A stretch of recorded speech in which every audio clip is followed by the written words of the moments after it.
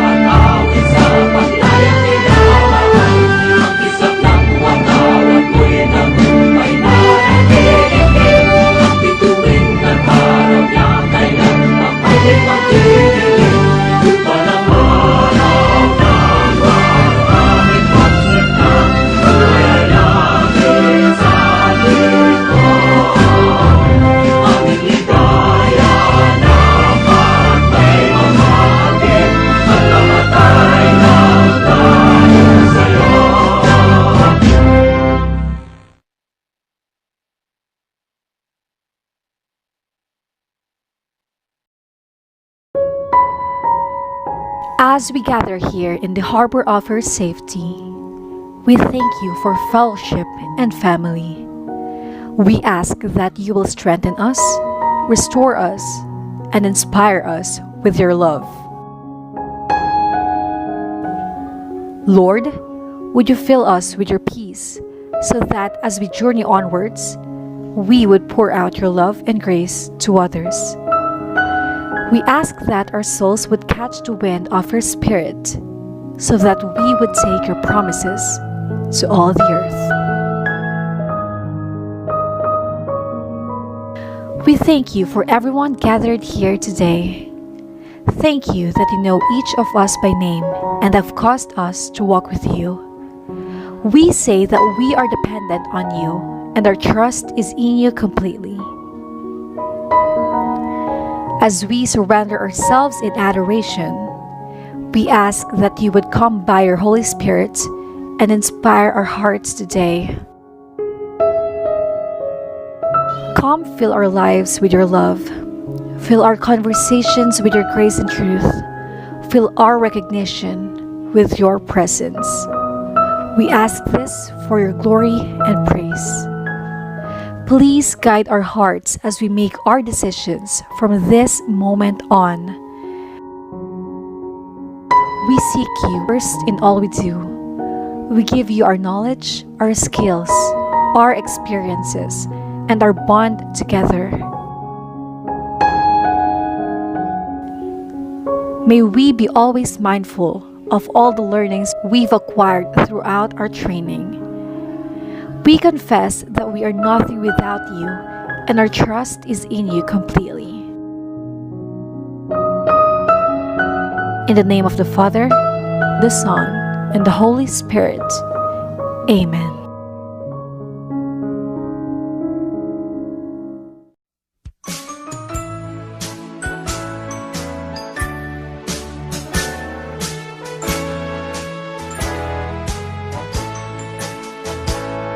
Cagayan, my valley home is dear to me.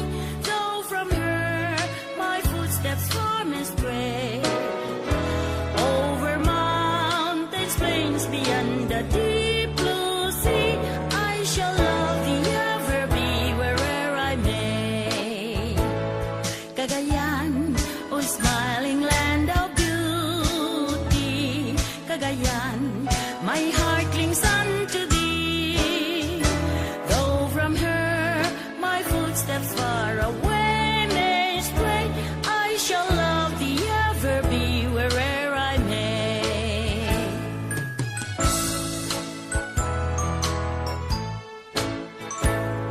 Cagayan, iri anapate kanya, adayo man sila lagi pa.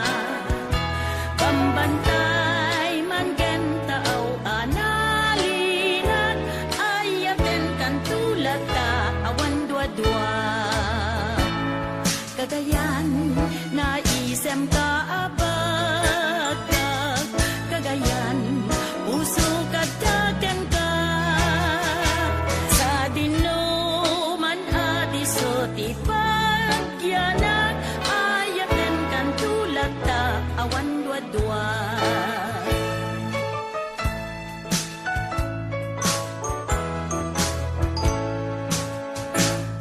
Cagayan, dapon nga kakastanyakan, ega kalaran at kwaan tapyam. Nukurog to na parayo kanyakan, aryat tagabulubuga nga kataman. Cagayan, makeme-keme ka nga inan, Cagayan, awan to kagitan.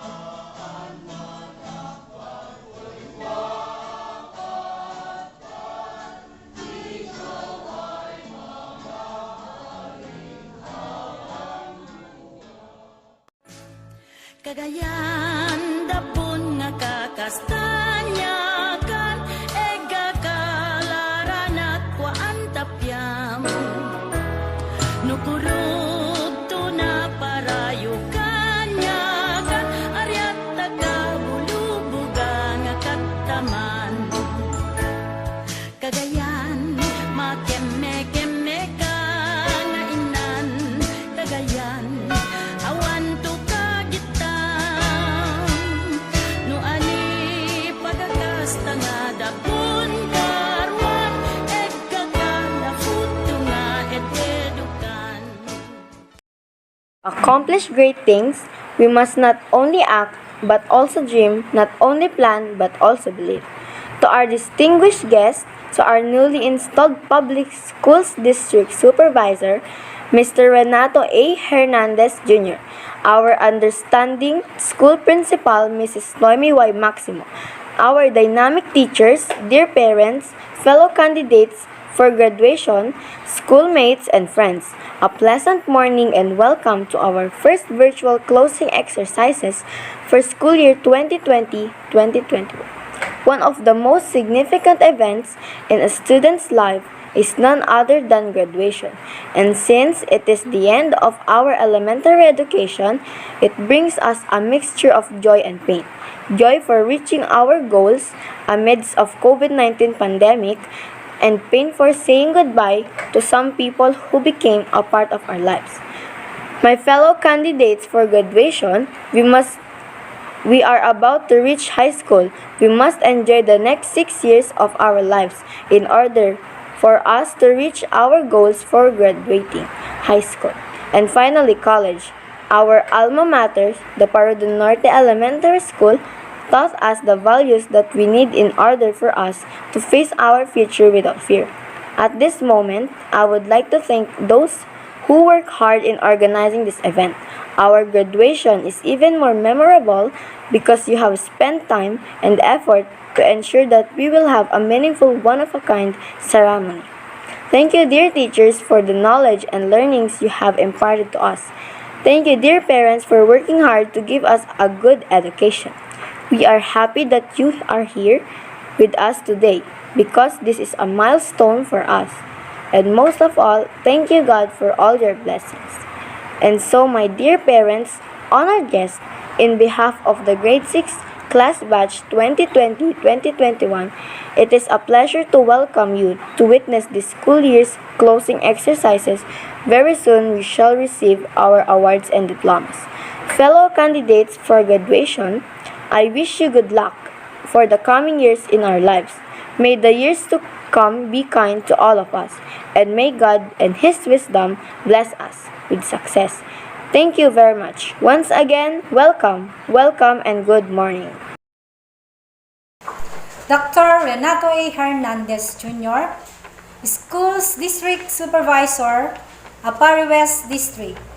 Sir, I have the honor to present to you the candidates for completion and candidates for graduation of Parro del Norte Elementary School, Apari West District, for the school year 2020-2021, composed of 12 boys and 12 girls for a total of 24 candidates for completion, 15 boys and 15 girls for a total of 30 candidates for graduation.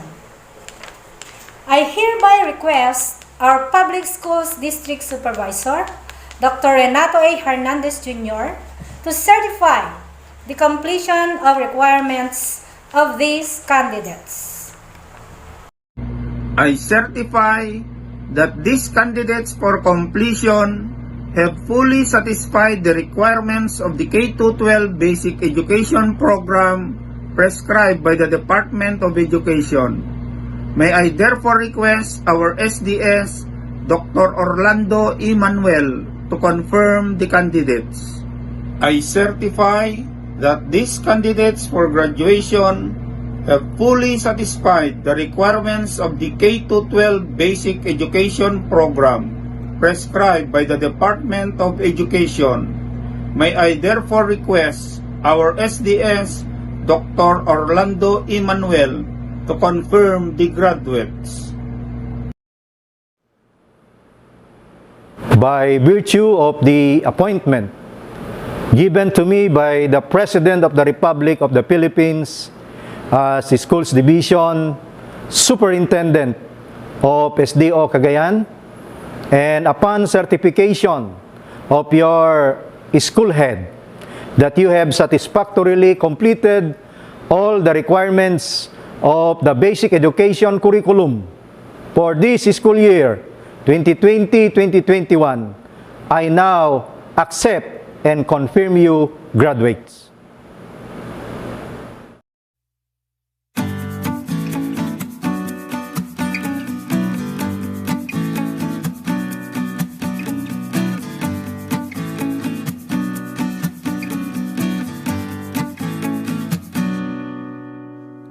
Good day to each and everyone who is attending virtually present at this time of our graduation ceremonies for our beloved and very precious graduates for the school year which ends at this time.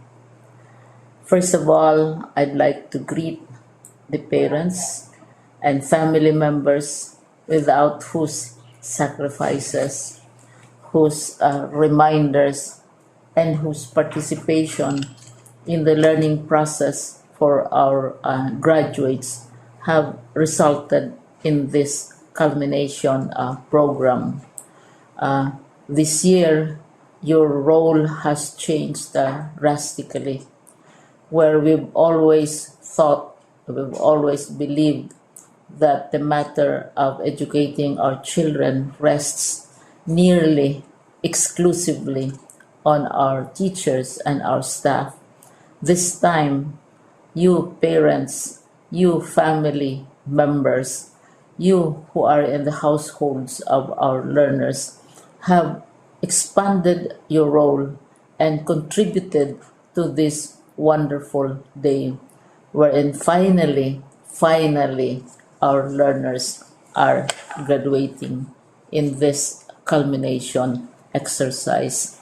So congratulations, because this year has not been very easy, has not been a picnic for our teachers, for our family members, as well, especially the parents, mothers, fathers, sisters, brothers, and all who have contributed to the achievement of our learners at this time. So, maraming salamat at congratulations, parents and family members. Mas malaki ang role ninyo at this time compared to earlier graduation exercises. Secondly, I would also like to greet our teachers, without whose very careful review and careful supervision of the work of our pupils and our learners, this event would not be taking place at all. And so thank you, teachers. Your role has also expanded, in addition to seeing to it that the modules are faithfully followed, the assignments are correctly implemented, and the learners are truly learning. And you have had to deal with new ways of assessing the performance also of the learners. So congratulations, teachers, for enduring, for your patience, for your love for our learners, and your willingness to engage in a way and methods of teaching which are different from those which are used to. Assessment must have been especially difficult for you, especially since you were not able to see most of the time our students in face-to-face meetings. and most of the meetings, of course, were virtual.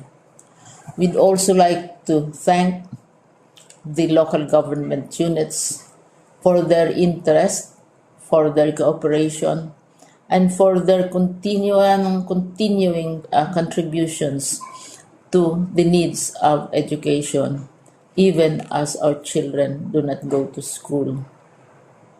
Your donations of material as well as financial resources at this time are most welcome, and your advice has been taken seriously not only by our teachers, by our school officials, but also by our officials in the Department of Education. We continually talk with local government units, especially in times of disaster, in times of great need for classrooms, for space, and for responses to unforeseen emergencies. Thank you, local government units. But of course, most of the congratulatory greetings fall on the deserving graduate. Each and every one of you is truly special. You are different from the other graduates who have passed through the portals of your school. You went to school practically without seeing your teachers, if at all. You went to school with your parents, your mothers, and your fathers hovering over your shoulders and seeing to it that you are able to complete your assignments. You are completing your studies at a time when examinations and assessments are different. You are culminating these long months of hard work at this time, even as you have to do family chores, even as you are distracted, and even as your world has turned upside down, and it seems and it appears as if we don't know what the future holds and what will happen next. But you have persevered, and now you are ready to graduate.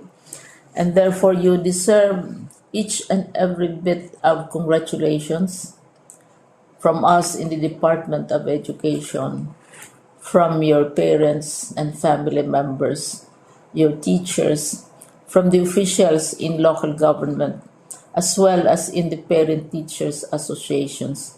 You deserve each and every single congratulatory pat on your back, each hug virtually, of course, and each greeting, which I am sure you are also receiving virtually. I don't know if you will remember this event many, many years from now. I have tried to recall myself who our graduation speaker was when I finished high school and when I finished my college studies. All I remember is that the graduation speaker was someone important, someone who was invited because that someone is supposed to give a message.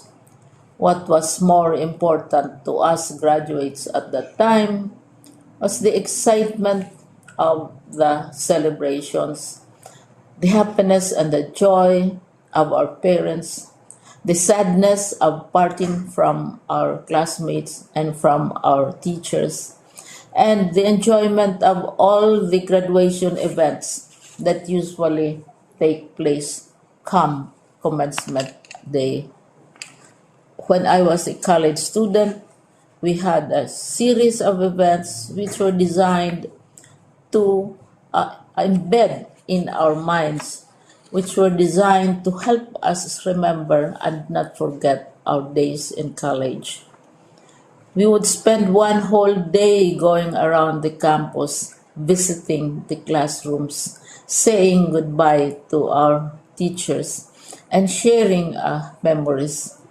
We would have bonfires to say goodbye to each other. We had baccalaureate services where we committed ourselves to God and we prayed for guidance when we go out into the world. So many celebrations, and the speaker, of course, is the least important and easily forgotten component of the graduation exercise. Nonetheless, I will exert all efforts to share with you what I see are things or issues which a graduate should remember and recall. I have said that you are very special. You are very different.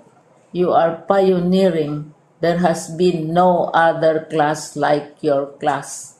There has been no other graduate like you as a graduating student, because you are the very first graduate of the blended learning response to education in the Philippines.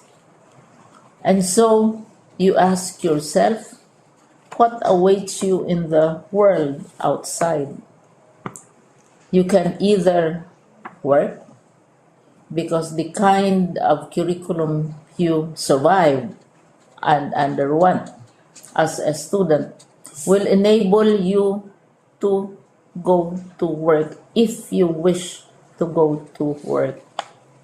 Some of you will proceed to further studies, and this would be a wonderful thing because there are many opportunities for further expanding your knowledge, for further answering and looking for explanations of issues, events that make you curious, especially in science, in technology, and also in the arts.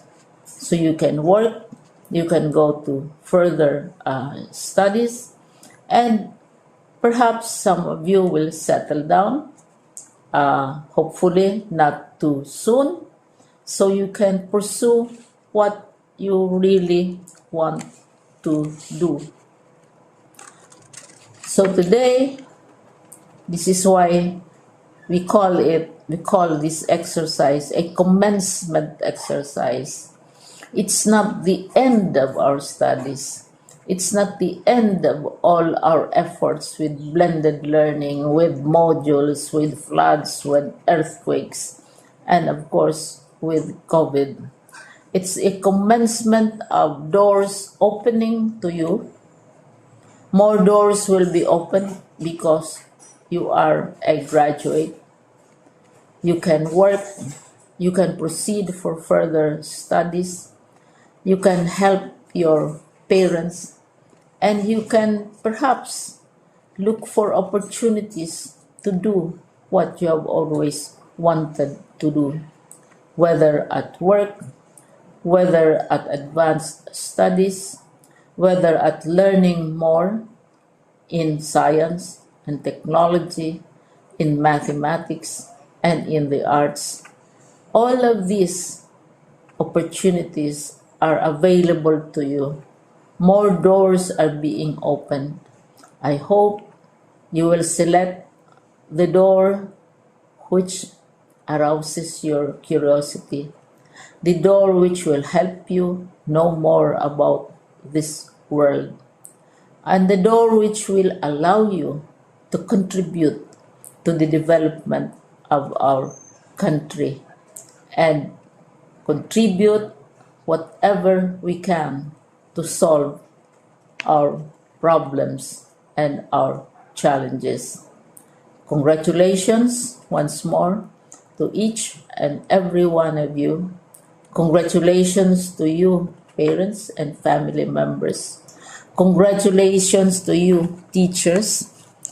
When I was chair of the board of Silliman University, each time we had graduation ceremonies, during the baccalaureate and during commencement itself, I would cry.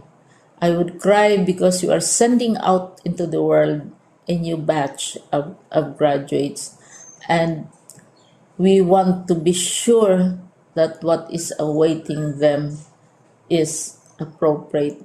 We want to be sure that they are ready for what awaits them when they select which door to open. And so, we tell you, go out to the world, do whatever you want to do. God be with you, and be assured that all of us love each and every one of you.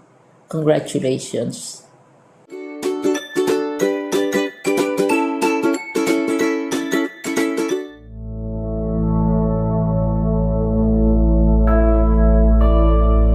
My cordial greetings to all. During these tough times, as we operate within imperfect circumstances, we see the unfolding of one of the most beautiful things ever made on earth, the success of our young people in their academic journey as they inch day by day towards their dreams. To our dear learners, without a doubt, during these trying times, the struggles have been real and the challenges almost insurmountable. Today, we witness sense of purpose, direction, and meaning winning over every sign of difficulty that came your way as you toiled ceaselessly in the vineyard of education. Our theme this year is strengthening the quality of education amid the COVID-19 pandemic in a huge way recognizes our strength as people who cannot be floored by even the strongest of challenges. In fact, we have proven that together, working for a common vision, we are an armada of strong-willed individuals who cannot be swayed and discouraged by tribulations. Thanks for the deep sense of motivation that makes half the job accomplished. We have also shown that innovative minds always rule the day, and that makes us prepared to confront each challenge that will beset us. The years do not promise an easy journey, and with the threat of the pandemic still lurking around, the going will get tough, and the tough must keep going. And the spirit cannot be broken and will surely prevail. It is an irrefragable fact that despite our cling to varied ways of life, we have shown how united we can be in advancing the common agenda in education. We have done our share in realizing our ultimate goal of producing holistically developed K-12 basic education curriculum graduates who are not only knowledgeable and competent, but also value-laden and discerning. We are diverse in culture, and so we may have varied performances in all that we do, but we share a common goal: to be the best version of ourselves so we can be of help to others in the best way we can. Our sense of shared destiny has allowed us to bend without breaking, to attune our actions and efforts to the agenda of national leadership. But it too proved that we can do so without diminishing our long-held principles, that indeed it takes a village to raise a child. Each one of us, no matter how diverse, is a strand in the colorful fabric of human civilization. This is the value that we want you, our dear graduates, to embrace and be proud of. Our sense of identity, either on a regional or national landscape, must remain an important consideration in achieving our goals and compromising it to favor new thoughts and ways of thinking must never be an option. We must continue to prove the world that even in the face of a dreaded pandemic, quality education can have its way through. The Department of Education Region 2 has unambiguously laid down in its Regional Education Development Plan all its projects, programs, and activities that shall inspire service above self and only about the future of learners who shall eventually assume significant roles in nation building.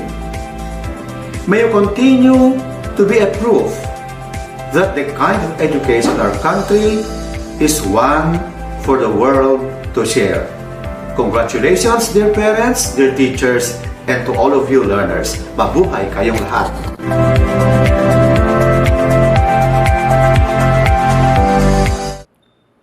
Congratulations to our most unique batch of learners for the school year 2020-2021. To our graduates, completers, and honor students who will reap the fruits of sacrifices they have invested in this most challenging and most memorable school year, let this significant milestone of your lives be recorded as great achievement to be shared by your beloved parents who work closely with you this school year. Appreciation is also accorded to our administrators, teachers, personnel, internal and external stakeholders, and to the whole staff who work together to ensure your success. We also thank the Department of Education for insisting that education must continue in this brave new world. Thank you, Madam Secretary, Honorable Leonor Magtolis Briones, for the said battle cry. The theme of this end of school year writes, strengthening the quality of education amid the COVID-19 pandemic is very much fitting because you are the first batch to complete this school year as a brave group of learners during this school year. The future will always have a place for people who prepared themselves today and forge ahead with purpose and great intent to grow and serve. In diversity and adversity, we can find opportunities to reach out and build bridges of hope. In difficulty, the chance to be altruistic, and in challenges, reasons to learn and rise to the situation.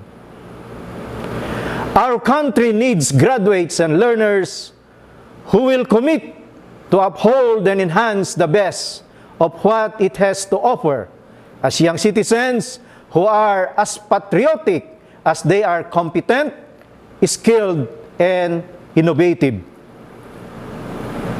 As we move closer to your aspirations for others and to do more, not only for yourselves, but also for your fellow Filipinos, continue to be connected with our divine providence.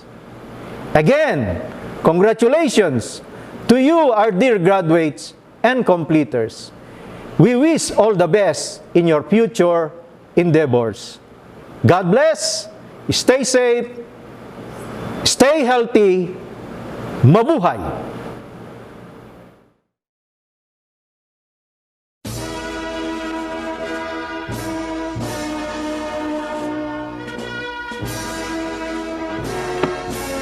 The Movers, Class 2020-2021.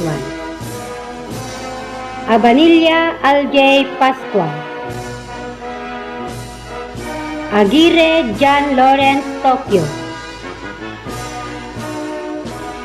Valdiviso Darren J. Tapuro. Bosito John Emmanuel Barangan. Ildefonso Felix J. Perez. Lianesa Prince Chloe Lagdamen. Madriaga Mark Kaiser Palpal. Palpal Rans Nathan Madriaga. Piano Shanjay Soria. Cabalno Joshua Paat. Torres John Rainer Kaasi. Uliero John Ray Manuel. Arwalan Ronalyn Quinto. Katli Nicole Ann Mendoza.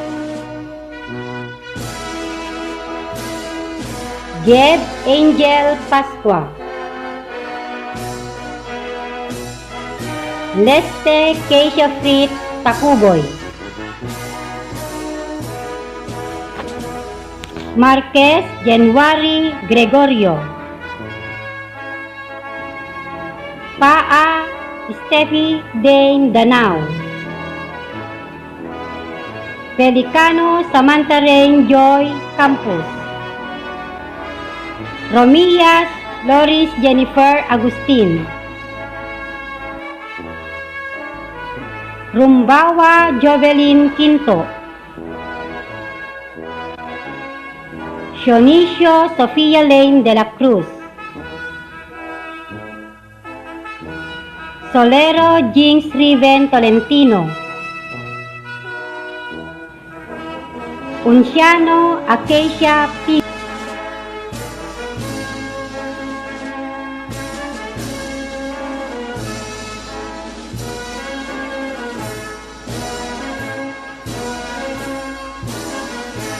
The candidates for graduation class 2021. Alfuente Jean-Marc Bada. Valdiviso John. Concepcion Dindo Corpus. Danao Dave Maverick Reyes with honors. Danao Prince Charles Cortez. Duran Denver de la Cruz. Gepila Arvin Jake de la Cruz with honors. Lobas John Paul Fronda. Madriaga Jerk Aldrich Bangayan with high honors. Madriaga John Louis Ocampo. Paragison Kurt Lowell Valentin.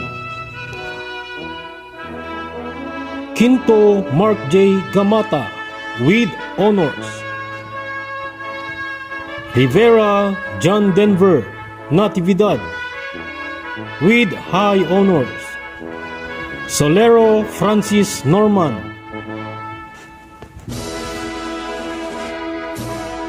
Tabalno James Jr. Sayo with honors. Agustin Jenny. Agustin Trisha May Guzman. Arwalan Kathleen Riba. Bangayan Vienna Jenica Goroy with honors. Comillas Chris Angelica Goroy. Corpus Rosan Gregorio, Lagazo Shunji Amor Babas, Mabago Casey Tolentino, Marcos Sesame Pablo, Martinez Nicole Labao, Pagaduan Chrislyn Kane with high honors, Tablak Precious Jewel with high honors, Dorado Jasmine Arcaparcalas, Toscano Myra May Alamay with high honors, Visera Mayan Baldiviso, To our ever-supportive principal, Ma'am Noemi Y. Maximo, to the patient and competent teacher of this school, guests, parents, fellow graduates, ladies and gentlemen, a pleasant day. Our lives changed because of the COVID-19 pandemic. Everything has changed since then. We can no longer play outside as we wish. We can no longer visit our friends as we like. We are no longer allowed to go to school and attend face-to-face classes for our safety. Months passed and schools began to reopen. It was October last year when we resumed our classes. We resumed our classes in the comfort of our homes because the deadly virus is still around. I found it difficult to adjust in the beginning. I was used to listening to the brilliant teachers of this school. I know that all of us struggled to answer our modules. Some of us stayed up all night just to finish them. Some of us cried because we don't fully understand what the module says. Despite all these challenges, our teachers have never forsaken us. They are just one call away every time we need help. They are willing to extend the deadline for us to finish our modules. On behalf of Pardo Norte Elementary School Batch 2021, I would like to give my heartfelt thanks to our teachers. Thank you for not giving up on us. Thank you for standing with us during these difficult times. I would also like to thank our parents. Thank you for everything. During this pandemic, you are our greatest help. Thank you for staying up late with us to finish our modules. Thank you for helping us to be the best. We love you. I hope that you are proud of us, what we have achieved together. My dear fellow graduates, this is not the end of our journey. This is only chapter of beautiful book called life. I know that some of us are afraid of what will happen next. It is hard to exit from the comfort that the four corners of Pardo Norte Elementary School have provided us. But we needed to move forward. Today, we will take the next step up toward our dreams. Let's take that step bravely and prove that even a pandemic will not stop us from conquering our dreams. Thank you and good luck to all of us.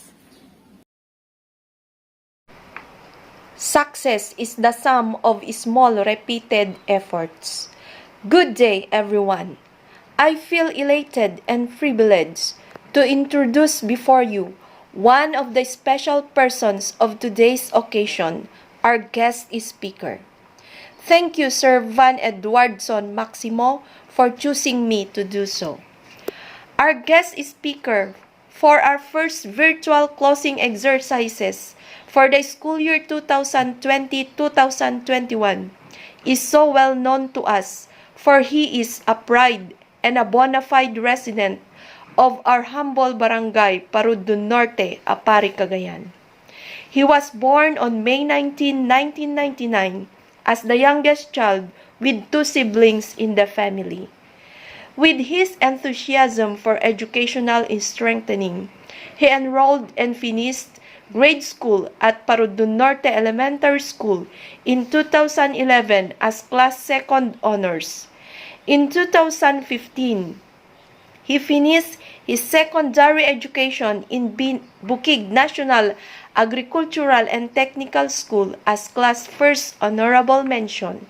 And in 2019, he finished his tertiary education with a degree of Bachelor of Secondary Education, major in Physical Sciences as cum laude at Cagayan State University, Apari Campus.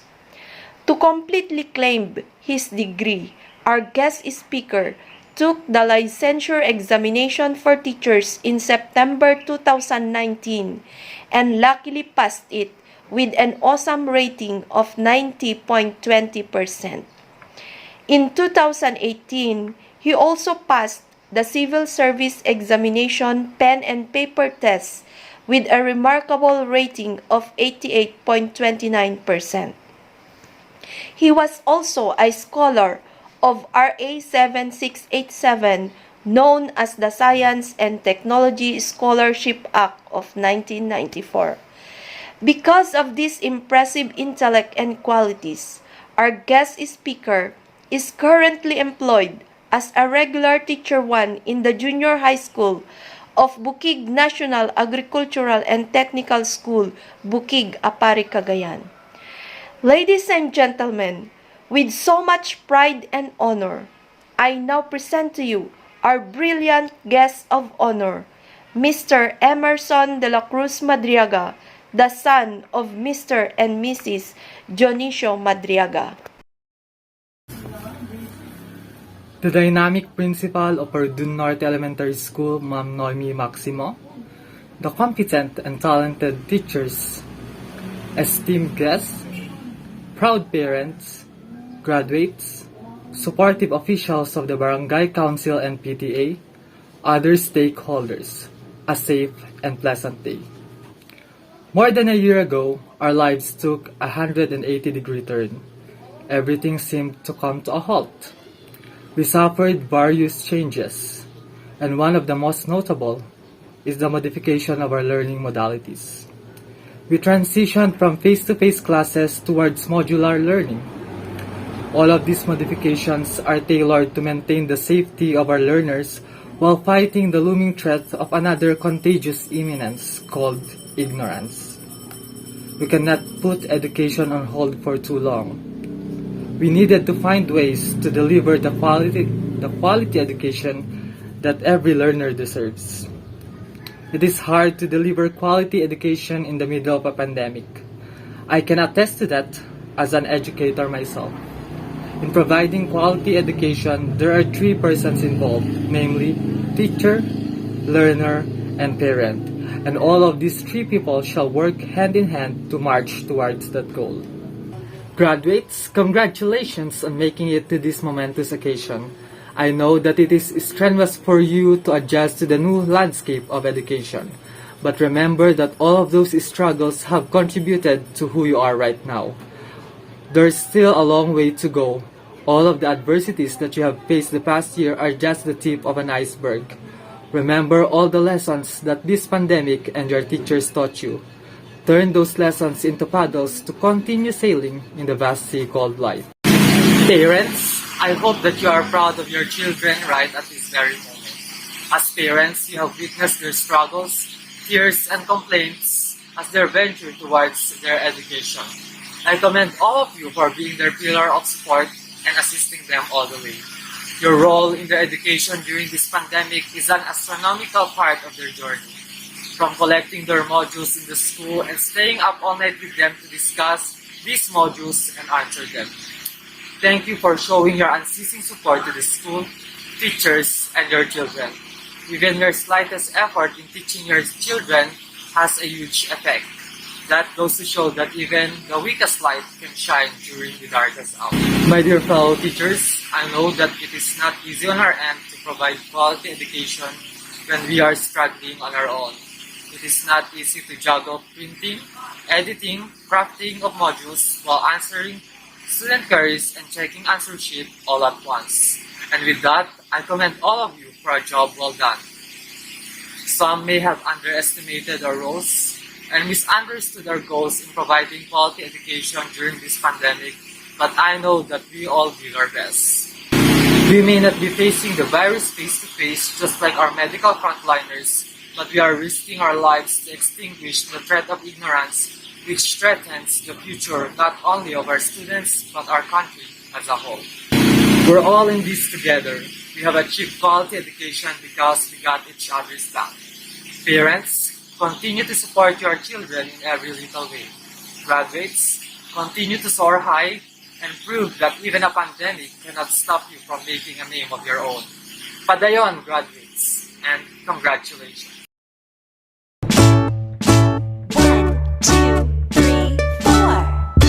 2 little words, 2 little words, 2 little words, not goodbye. It's the end of the year, graduation is here. Our 2 little words to our teachers, moms, dads, grandparents, and all. Thank you, thank you, thank you, everyone. Thank you for all you've done. Thank you, thank you, thank you, everyone. Thank you for all you've done. You taught us to read and write. You taught us to learn. You told us it'd be alright and how to take our turn. Thank you, thank you, thank you, everyone. Thank you for all you've done. Thank you, thank you, thank you, everyone. Thank you for all you've done. You helped us to tie our shoes, learn shapes and colors too. There's so many things you do, we just wanna say thank you, thank you, thank you, everyone. Thank you for all you've done. Thank you, thank you, thank you, everyone. Thank you for all you've done.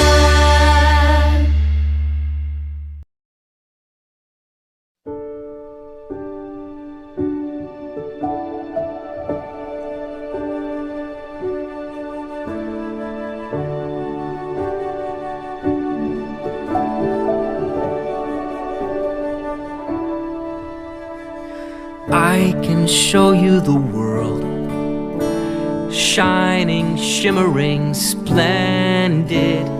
Tell me, princess, now when did you last let your heart decide?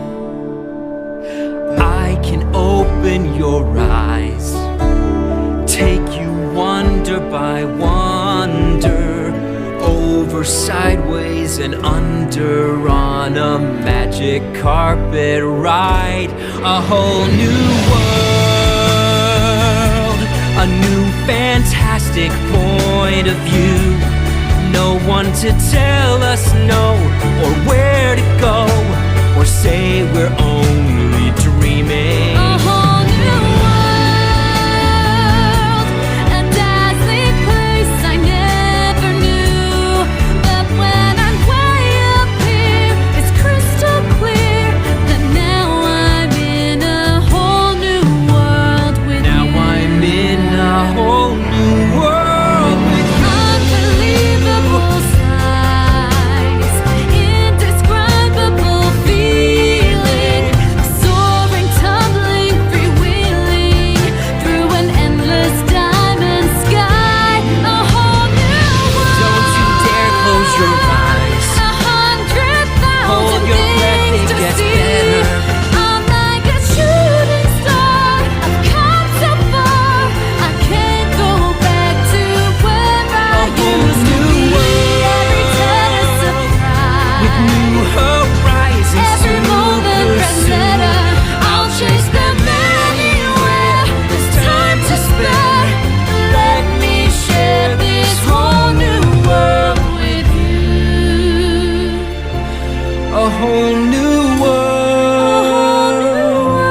that's where we'll be. That's where